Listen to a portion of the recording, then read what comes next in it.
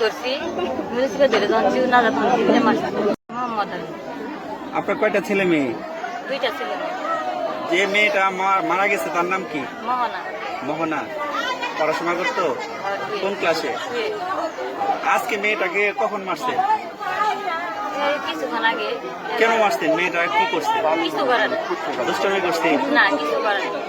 তারপরে মারলেন যে, কেন মারলেন? মারলাম দুজকে যাওয়ার বেহেস্তে যাবার দুজকে যাবো।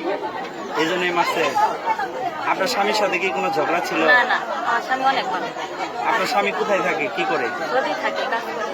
কত বছর আগে বিয়ে হয়েছে আপনাদের? 9 বছর। 9 বছর নেই 10 বছর। আসলে বিষয়টা কি একটু খুলে বলেন তো, কেন কি করলেন আপনি একটু খুলে বলেন। আমি এই যে সকালে কয়টা থেকে কিভাবে কি করলেন, এই যে এইভাবে মারলেন, কিভাবে কি দিয়ে মারছে? মিলিশকে ধরছি মিলিশকে ধরে যখন চিউ না তখন তিনটে মাস। আর ছেলেটা? ছেলেটা ওর দাদির সাথে গেছে কেউ বাড়ি ছিল না। ও বাড়িতে আর কেউ ছিল না, একাই ছিল, তখন এইভাবে ধরে মারলেন।